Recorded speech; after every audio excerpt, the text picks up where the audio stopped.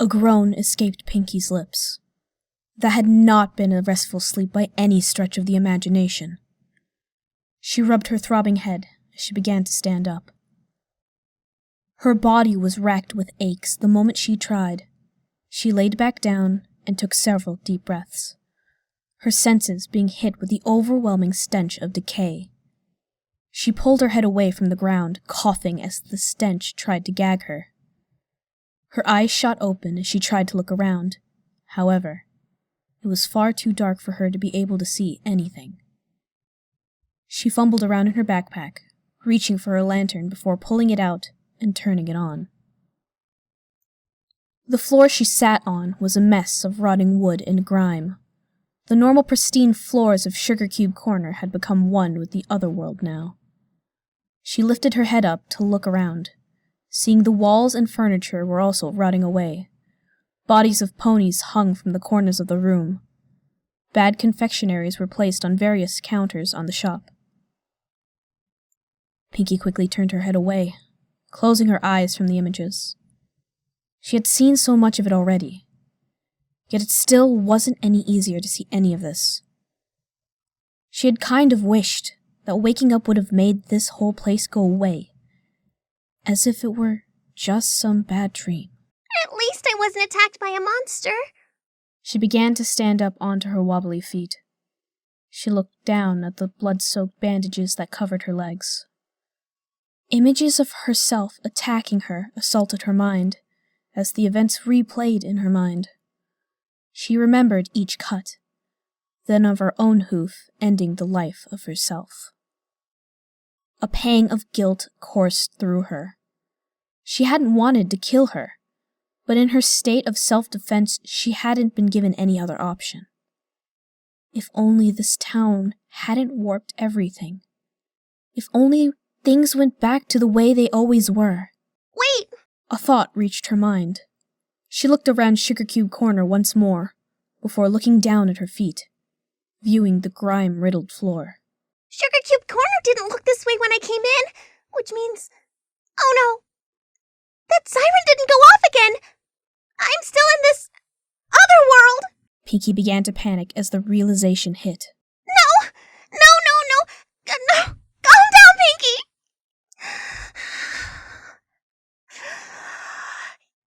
If you panic, then nothing good will happen. Stay calm. Stay calm and just think. Her heartbeat began to slow down as she managed to rationalize with herself. Okay, first things first. I need to change these bandages. She reached into her bag and grabbed the bandages she'd put in there from before. She quickly unwrapped her wounds, inspecting each of them to make sure they were healing properly before reapplying fresh bandages. She used up the last of her gauze, but she felt satisfied with the fresh wrappings. It'd probably be better if I had some disinfectant, but I gotta work with what I have. So, now what? She reached into her backpack and pulled out her map. She unfurled it to try and see where she should go. She gasped in shock. The map was blank now. The entire map only consisted of one word. Nowhere. Nowhere? I'm not anywhere? She pressed against the map, looking for any clue as to what happened to the old one. But there were no clues to be had.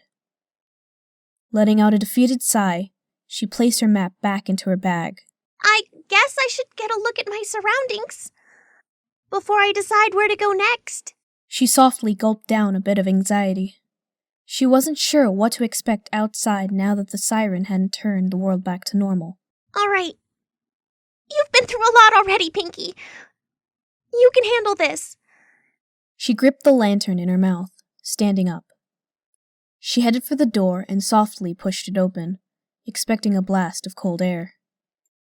Walking out of the store, she found that all of Ponyville had succumbed to the other world. The entire street was paved with the rotting floor, littered with holes that showed the metal framing that held it together above a dark, bottomless pit. The houses had mutated into decrepit, rust-colored shacks that were falling apart at the seams.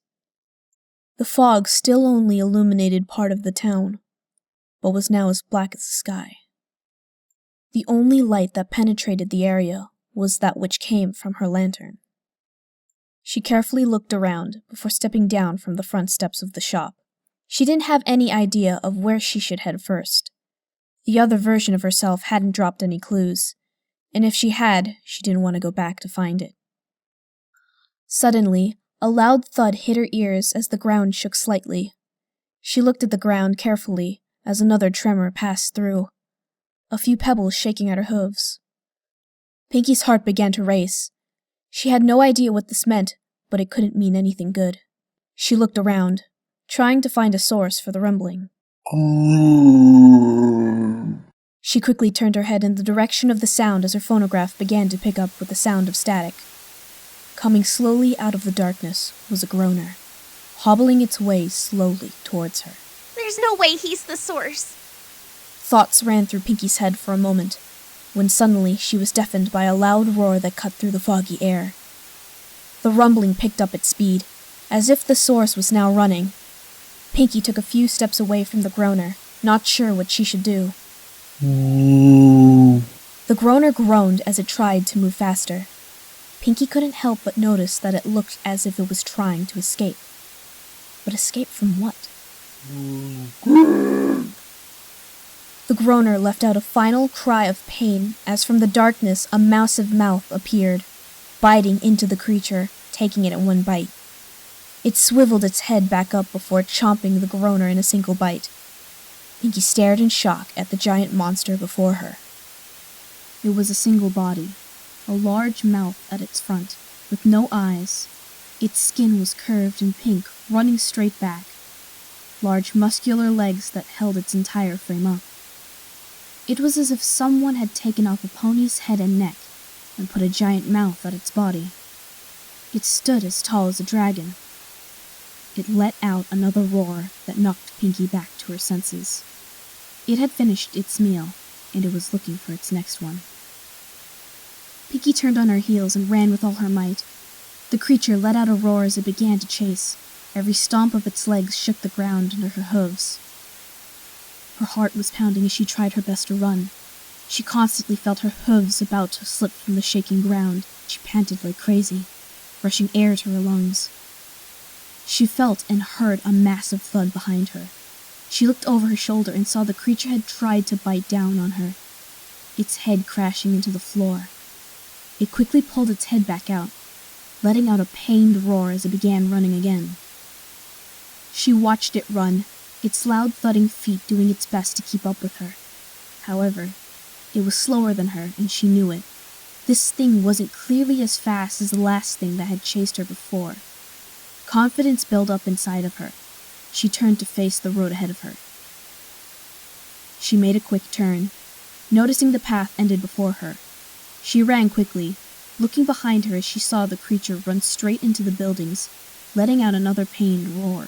I can do this! I can outrun this thing! She felt her confidence skyrocket. She didn't know what it was, but she could outrun it. She looked ahead of her and saw the rotting town pass her by with every hoof step. But where do I outrun it to? She heard it let out another roar as the tremors under her legs began once again. It was coming after her again, but it didn't seem too bright. It was a thing to be feared. It could eat her if she wasn't careful, but she could get away from it. She quickly made a turn around another bend, increasing her distance from the creature. Her attention was caught by what she saw in the distance. It looked as if a giant gate of metal bars had been erected in the middle of the world, cutting off one half of the world from the other. As she ran towards it, she could tell it stretched up into the sky, but couldn't see where it ended. She looked behind her. The pink monster was slowly starting to catch up as it meshed its jaw and roared for her blood. She looked back at the gate, seeing a normal-sized door open in it for her to fit through. She kicked herself into high gear and charged straight for the door. She slipped through with ease and quickly slammed it shut behind her. She stared through the metal bars at the creature running straight for the gate. She panted as she watched it charge with all its might straight forward. It crashed loudly against the gate, letting out a wild roar as it came to an abrupt stop. The gate was strong enough to hold it back. It let out another roar as it stepped backwards, rushing straight into the gate again. The bars bent slightly, but held strong.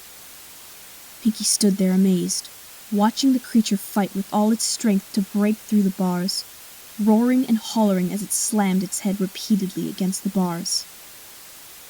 A loud cracking sound echoed through the area as the creature stopped its thrashing. It let out grunts as it tried to figure out what the sound meant, before it crashed its head once more against the gate. The loud crack sounded again, and the large creature found its hind leg through the door. It began to let out frantic roars as it thrashed around, trying to get its foot free. The ground below it cracked and gave way, the creature roaring as it clawed at the metal gate for support. Its giant form soon fell through the ground, its loud roars disappearing into the dark sky as it fell into the bottomless pit. Pinkie slowly walked towards the area he had crashed into the gate, peeking her head down towards the bottomless pit. The creature had fallen. It was nowhere to be seen or heard any more. The ground it had stood on continued to crumble away, spread out towards the town. The whole town was slowly falling into the bottomless pit as well, as if the only place left in the whole town was this area behind the metal gate. Pinkie stared at the crumbling town, in shock that it truly was crumbling away yet. It almost made her a little happy. The place that had caused her so much torment was slowly vanishing before her eyes. It had left her stranded there, but it was going away. She turned her back from the crumbling town to get a look at where she currently was before letting out another surprised gasp. She hadn't noticed what was actually behind the gate since she had been too focused on running. The dirt before her was littered with rocks of all sizes, spread as far as the eye could see. In the center of all the rocks was a wooden house, small but quaint, with a moderate windmill. It was the farm, the place she had lived and grown when she was a foal. The farm? It's not supposed to be this close to Ponyville! She began to run towards it. Its familiarity and comfort was calling for her. The image of a ghost-like filly appeared before the front door as she ran closer to the house. The little filly ran forward, going through the door to the house. Pinkie had to follow it. She quickly reached the front door, opening it and going inside. Inside, in the living room, was the ghostly image of her younger sister. Bellamina stood there, looking at her. Bellamina! She dropped the lantern from her mouth. It hit the ground with a clang, rolling over to the young ghost filly, who stopped it with her hoof. I'm surprised you made it all the way here, Pinkimina. I guess I was wrong. I guess you can handle the truth. Bellamina, you're not really here, are you? Her cheerfulness dipped as she could see through the ghostly image of her sister. You'll see the truth here. Bellamina turned and pointed, directing Pinkie to the stairs to the upper floor. This house is your last safe haven, though. After this, there's no turning back. What do you mean? Goodbye, sis. Bellamina's last words echo as her image faded from the living room. Pinkie could only stare at where her sister had stood, not sure what to make of what she saw. She felt a pang of sadness, and yet a bit of comfort as well. It was short, it was brief, and it didn't last long as she had wished it could have, but she had talked with her sister. She walked over to the lantern and picked it up once more with her mouth. She couldn't stop here, not now. Her sister's last words gave her a boost of strength, a boost that she could use to see this through. She looked at the stairs her sister had pointed to. They led to the bedrooms on the second floor. The truth. I guess it's time to find out what that means. She took the careful steps up to her destiny. At the top of the stairs, she was met by a wooden door. She carefully pushed it open, revealing a hallway. On the sides of the hallway were 4 square holes with writing below them. At the end of the hallway was another wooden door. She stepped into the hallway when suddenly the wooden door snapped closed behind her. She quickly looked at the door, trying the handle, only to find it locked. She let out a soft sigh as she turned back to the hallway, before almost jumping out of her skin again. The slender pony stood at the end of the hallway, right outside the door on the other side. Her heart started beating in her throat as she stepped back against the door that had locked closed behind her. However, the slender pony turned around and seemed to phase through the last door, as if telling her he was waiting for her on the other side. She took a deep breath as she tried to calm her beating heart. The very sight of the creature was instilling fear into her. She shook her head as she calmed down. My sister said that the truth was here. I have to have faith in her. Pinkie carefully got back on her hooves, stepping forward slowly. She took a deep breath as she turned to the first hole in the wall, reading the words written under it. Eyes gleamed over. It stalks before striking. Its tail wags in anticipation. Pinkie thought it over in her head. The square-shaped hole was just the right size for her to place in one of the tiles she had gotten from Sugar Cube Corner.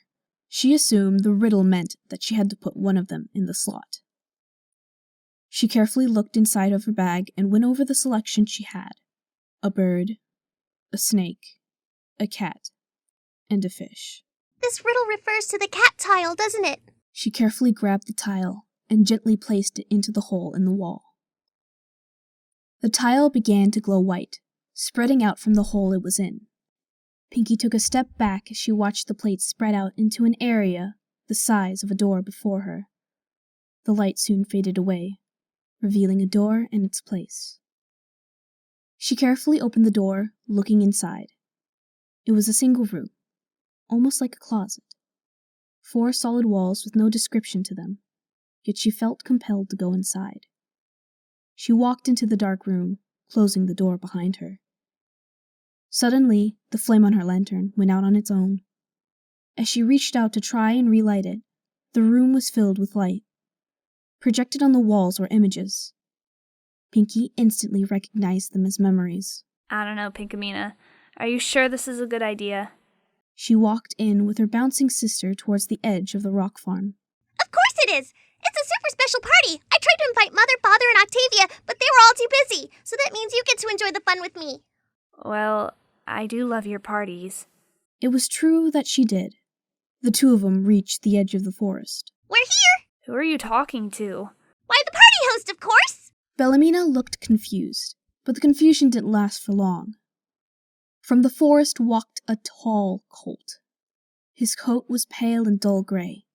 His mane was unkempt and was curled into a mess of brown. He didn't look like he'd had a good bath in at least a week, and most odd of all was that his cutie mark was that of 3 dark red balloons. Hello, Pinkamena. I see you've brought a friend. His voice sent shivers down Bellamina's back. See? He's the party host! He's going to throw us a super-duper wonderfully fantastic party! Pinkie bounced over to his side and pointed at his cutie mark. And see? We both have a similar cutie mark! That means he's going to throw us the best party! Pinkamena was very excited. Oh, of course. I always throw the best parties. The colt let out a soft, deep chuckle. Really? Bellamina was a little unsure, but if her sister believed in this guy, then he must be all right. Besides, they were going to a party, and parties were always fun. Come, the party is this way. The colt smiled as he turned and walked back into the forest. Yay! Party time! Pinkie bounced happily after the colt. Bellamina followed slowly after the two. The flame of the lantern flickered back to life as the images faded from the walls. Pinkie stared at the walls that had shown the images she had long since forced herself to forget about. She didn't like where this was going. Back then, she was too ignorant to realize that the colt gave off a bad vibe. She was too focused on parties. She gulped heavily as she opened the door back up and re-entered the hallway. She looked at the hole before her, with the text written under it. Sleek and smooth, striking its prey, its tail lets it move. The image of a snake came to her mind. A bad feeling ran through her as she carefully pulled out the tile with the snake on it, placing it carefully into the slot. The light turned the area into a door just as the previous one had. She hesitantly walked into the room, trying to prepare herself for whatever it was she was about to witness. The light of her lantern faded away. What are you doing to my sister? She cried behind the bars of a steel cage. The Colt had locked her inside under the guise that they'd be playing Pin the Tail on the Pony. Oh, don't look so sad, little filly. Pinkamena looked into his eyes and saw nothing. It was as if the Colt truly had no soul to him. I'm just about to play one of the most wonderful games with your sister. She doesn't look like she's having fun! Pinkamena looked at her sister, who was strapped down to a table. She was frantic, trying to pry herself free from her bonds. The straps were too tight. She could do little more than twitch various parts of her body. He knew what he was doing. Oh, she may not look like it now, but I've played this game with lots of ponies before. Just look around you. I've had many friends over the years. A wry smile came to his face before he turned his back to her. Pinkamena looked around the room. It was the first time she'd pay any attention to it. Suddenly, the horrifying stench of the room was obvious. It was coming from the various states of decay from the ponies that adorned the room. Most were of young fillies, with little more than their heads remaining as decorations. The Colt had dressed the room up for a party using the bones and skin of the ponies he had killed. No! Stop, please! Pinkamena's attention instantly snapped back to what was happening before her. That's right. Make the noise. It's what I long for. The Colt laughed as Pinkamena watched as he carefully placed his scalpel against her skin. With precision, he began to cut away at her. The scream of her younger sister echoed around the room as the image faded. The flame came to life, illuminating the dark room once more. Tears streamed down Pinkie's face like they'd never fell before. She sobbed to herself as she remembered the horrific images of her sister being dissected alive by the Colt. She had tossed the memory aside a long time ago, a memory that had been too horrific for her to want to remember. Her precious sister had become nothing more than a plaything for that Colt. She hiccuped as she gasped for breath between her sobs. She still had 2 tiles left to go. She had more memories to remember. She had to remember everything that had happened, for the sake of her sister. It took her a long time to leave that room, very quietly closing the door behind her. She had to see everything first, see it all before she could say anything. She very quietly walked to the next section of the wall and read the text below the square hole. Soft to the touch, it soars over its fears. Its tail stabilizes. Pinkie quickly took the tile with the bird on it and placed it into the hole. The door appeared just as it had with the others. She walked inside, staring at the walls as the light once again faded from her lantern. Come now. You must eat. There's no point in letting yourself go hungry. The Colt chuckled to himself, his cold, harsh, cutting laugh. Pinkamena had curled up in the back of the cage, having cried her heart out. All that remained of her sister now was the lifeless upper half that still was strapped to the table. She hadn't seen what he'd done with the rest of her after he'd finished. Here, I even made you this special treat. He opened a small hole in the cage, pushing a plate with a cupcake on it. Pinkamena didn't want his treat. Nothing made by this cruel Colt could truly be worth eating. Her stomach let out a growl. She hadn't eaten since breakfast and had been hoping to stuff her face with a feast from the party. See? You're hungry. You should eat. Pinkamena's body defied her mind as it slowly got up and walked over to the cupcake. She sniffed the cupcake carefully, but it was hard to smell anything past the stench of decay in the room. She then, very carefully, licked at the frosting that lay on top of the cupcake. The sweet, sugary taste hit her tongue, almost as if in defiance of what her mind was telling her. Her mind screamed that something was wrong. She very carefully opened her mouth and took a bite out of the cupcake. Good. I'm so glad you're eating. It would be a shame if your sister went to waste. The Colt chuckled ominously. The flavor of the cupcake hit Pinkamina's senses like a brick. This wasn't a sweet and sugary cupcake.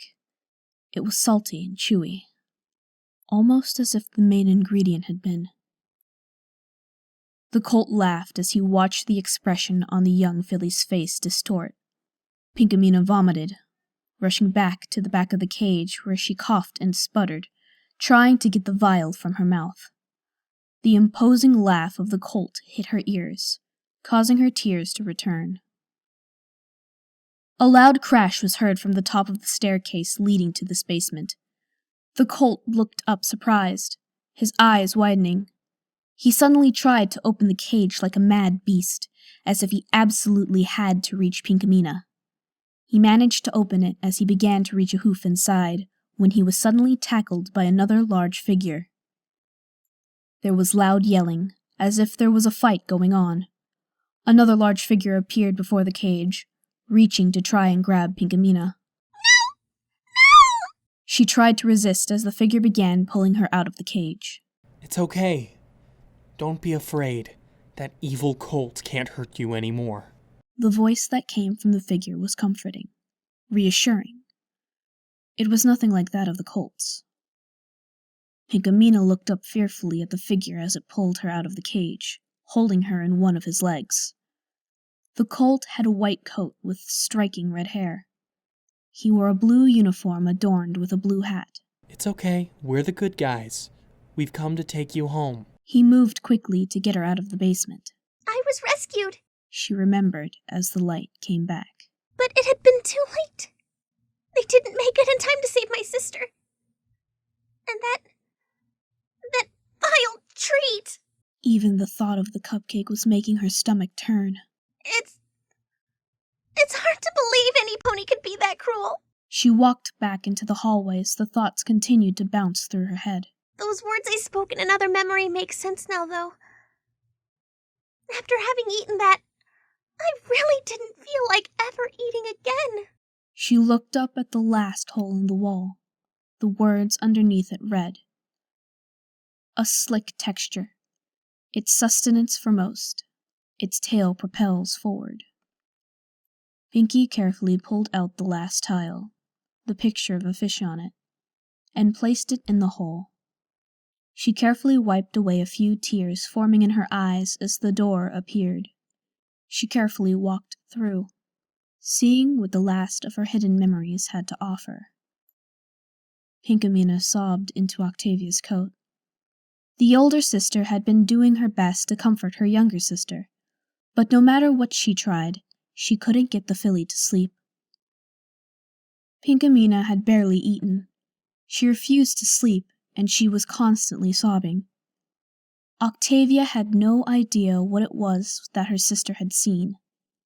All she knew was that Bellamina was dead. The fact alone seemed to have Pinkamina jumping at the shadows. Oh my, I hear crying. Grammy Pie. Octavia looked up to see her grandmother walking into the dark room, carrying a lantern. Grammy? Pinkamina sniffed as she saw her grandmother. It's me, child.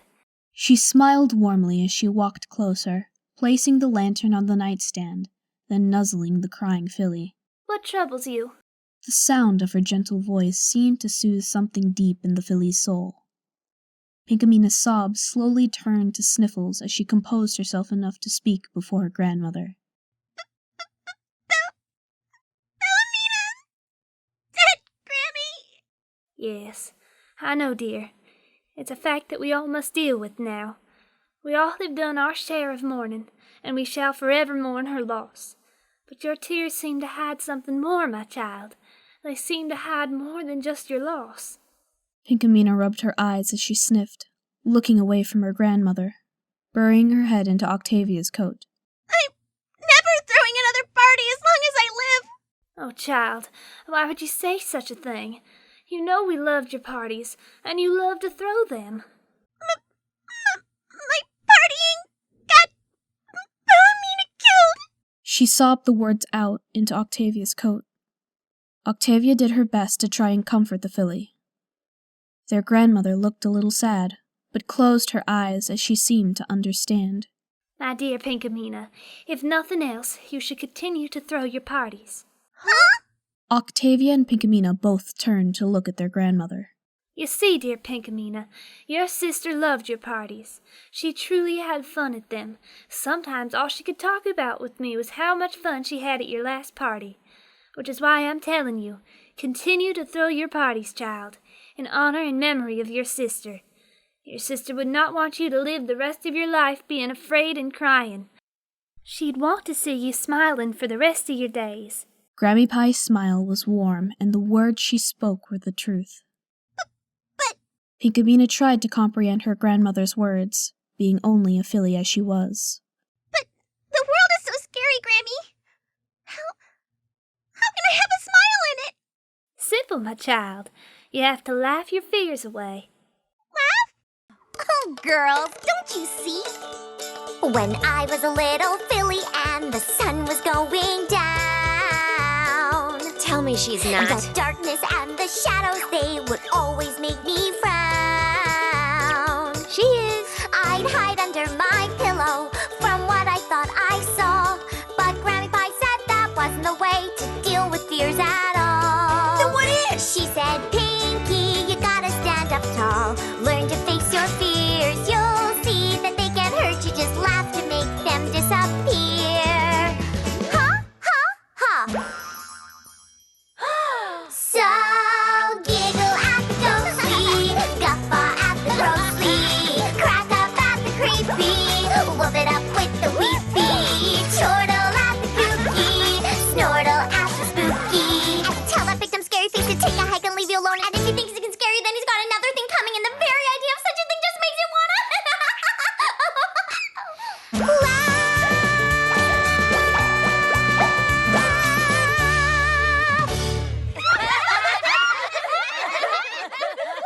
It was a lesson she remembered often from her childhood. Her grandmother would often visit her and teach her how to laugh at her fears, stand up to the shadows and the idea of monsters, and laugh her fears away. She could face anything the world had to throw at her so long as she had the inner strength to laugh when the day was over. She had forgotten why her grandmother had repeated the lesson so often to her. In her memories before, she had just thought it was because she had been afraid of the dark as a filly. She knew now that it was because of something much deeper. A small smile crept to her face as she remembered all of the memories she had forgotten now. The good memories, the bad memories, the ugly ones, the beautiful ones. She had locked them all away to keep herself happy, and to try and keep Bellamina's wishes true. She carefully left the last of the rooms that contained her memories. She could feel the slow, rhythmic beats of her heart that resonated loudly through her. A smile on her face as she remembered her sister fondly. So there's just one last thing to do then. She looked to the door at the end of the hallway. She slowly walked towards it, her resolution holding firm in her heart. She knew what she had to do now. She opened the door, stepping out. Outside the door, she saw 4 torches lit around an open area. A pathway was lit for her, leading to it. A fence was placed along the path and arena so she couldn't go anywhere else. She gently put her lantern away as she walked towards the center of the arena. She could feel small tremors shaking through the world as she walked. As she reached one side of the arena, from the ground on the opposite side, the slender pony emerged from the ground. He stood tall over her, his presence still bearing down. But she wasn't afraid this time. I finally understand now. Pinkie shook her head slowly before looking at the slender pony with a smile. My fear of your presence, your stature over me, your very existence. You're the Colt, aren't you? The slender pony just stood there, unchanging from Pinkie's words. Well, you're not him exactly, but you're my image of him, which means I'm not afraid of you anymore. The slender pony began to walk towards her, every step seeming to echo across the arena. Pinkie opened her eyes as she watched the pony walk towards her. Her mouth began to quiver as she saw him getting closer. She felt the haze beginning to hit her mind, the phonograph letting out its static. She stood firm where she was, remembering fondly the words of her grandmother, the memories of her young sister, of her friends back in Ponyville, of the fun she's had throughout her life thanks to the help everyone she's ever known gave her. All of them helped her live a life she could say she was proud of. The slender pony stood a few feet from her, but the haze he brought to her mind began to fade. Her quivering mouth puckered up for a moment, before a soft sound came from it. It started off low, as it gained its footing inside of Pinkie. The confidence grew in her with each sound that came out of her. The haze lifting, the static of the phonograph becoming more quiet. She was laughing.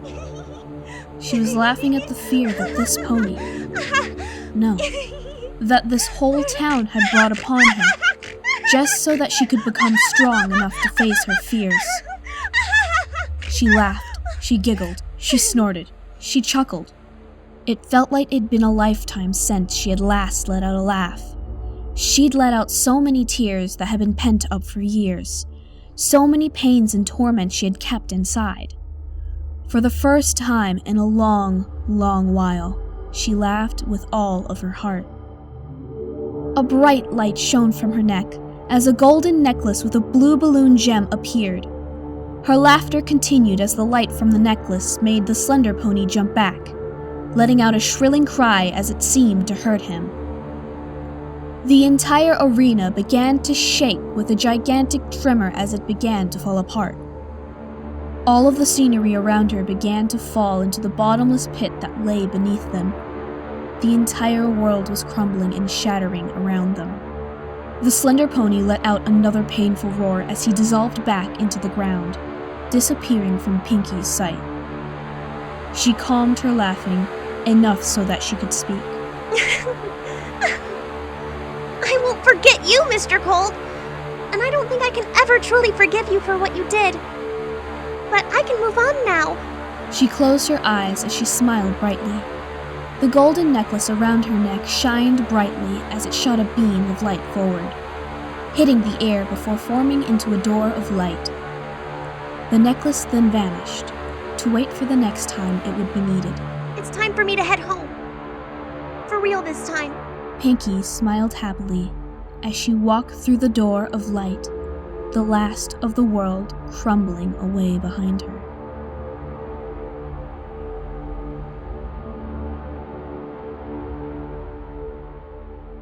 In Silent Ponyville Chapter 5, Pinkie Pie and Octavia were played by Wollffeey. The Groaner was played by Schlumpy. Bellamina and Grammy Pie were played by Hannah Mae. The Serial Killer was played by Joel Linsk. The Police Colt was played by Great Dinn. And narration was given by Pocket-Sized Kitsune. It was directed by Lightning and edited by Raishy. Special thanks to Stars in Autumn and Nihilistic Pony.